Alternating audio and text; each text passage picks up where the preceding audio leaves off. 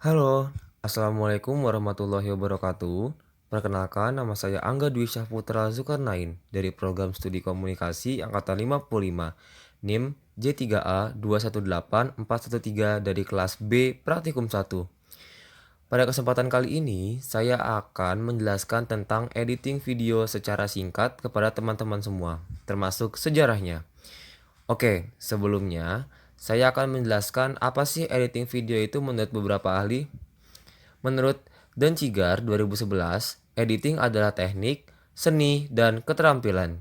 Menurut Subroto, Maburi 2013, editing adalah menciptakan kontinuitas gambar yang baik, wajar, dan logis sehingga dapat dinikmati khalayak penontonnya.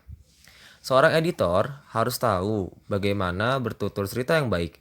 Dia bertanggung jawab dalam mengerjakan akhir sebuah film. Tanpa proses editing yang baik, sebuah produksi yang telah mengorbankan uang dan tenaga menjadi sia-sia.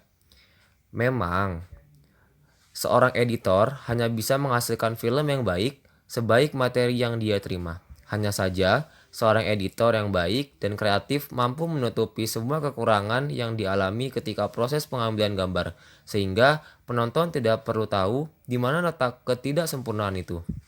Seorang editor dituntut untuk membuat keputusan di setiap saat. Dia menentukan shot mana yang akan dipakai, beberapa lama shot itu akan dipakai, kapan sebuah shot harus dipotong, bagaimana urutan shot yang disusun, dan sebagainya.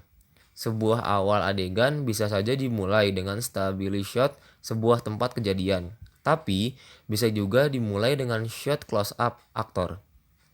Sebuah materi yang sama bisa menghasilkan banyak kemungkinan, apalagi dikerjakan oleh editor yang berbeda. Jangan ragu untuk bereksperimen dalam menyusun shot-shot tertentu.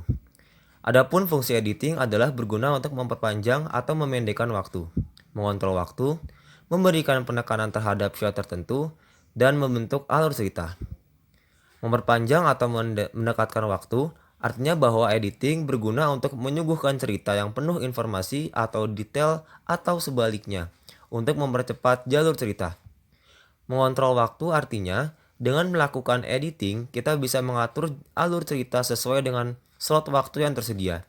Umpamanya, sebuah film cerita yang seharusnya panjangnya 3 jam karena alasan tertentu harus dipendekkan menjadi hanya 1 jam tanpa mengganggu alur ceritanya. Memberikan penekanan terhadap shot tertentu. Hal ini dimaksudkan untuk menunjukkan gambar-gambar penting yang harus diketahui penonton. Misalnya, dengan cara gambar didahului oleh shot berukuran besar dan tiba-tiba diberikan gambar close up dengan durasi relatif panjang. Dengan demikian, maka penonton mempunyai kesan tertentu kepada shot close up tersebut. Editing juga penting untuk membentuk alur cerita sesuai harapan sutradara.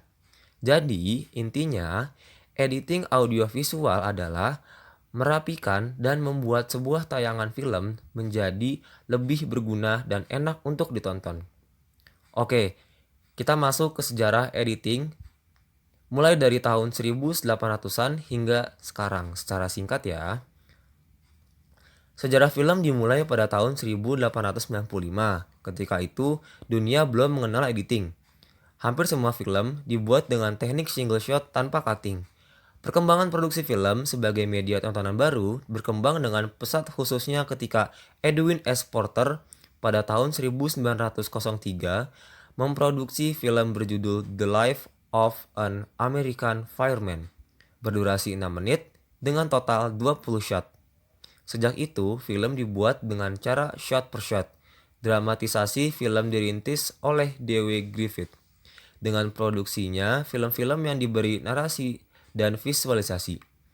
Karena karyanya yang dianggap sebagai tonggak sejarah editing, maka D.W. Griffith dikenal sebagai Bapak Editing. Sejarah dimulai pada tanggal 28 September 1895 dengan ditandai oleh untuk pertama kalinya orang penonton film menunjukkan di sebuah ruang yang diproyeksikan ke sebuah layar. Lumiere bersaudara menyewa sebuah ruangan biliar tua di bawah tanah di Boulevard des Capucines, Paris yang kemudian dikenal sebagai ruang bioskop pertama di dunia, yang kemudian tempat itu dikenal dengan nama Grand Cafe. Mulai saat itu, menonton film menjadi sebuah pengalaman yang baru untuk semua orang. Film The Jazz Singer yang disutradari oleh Alan Crosland yang dibuat pada tahun 1927 merupakan film hitam putih pertama yang menyajikan secara lengkap musik, dialog, dan nyanyian. Yang sebelumnya, film berupa film diam tanpa dialog ataupun nyanyian hanya diiringi oleh live music performance. Setelah lebih dari 100 tahun, teknologi produksi film telah berkembang dengan pesat. Dengan ditemukannya video yang dapat menggabungkan antara gambar dan suara dalam satu medium penyimpanan. Dengan adanya perkembangan ini, orang awam mudah dalam membuat video sendiri baik untuk tujuan komersial ataupun untuk koleksi pribadi. Sekian penjelasan singkat dari saya, semoga dapat berguna untuk kalian semua. Kurang lebihnya mohon maaf. Wassalamualaikum warahmatullahi wabarakatuh.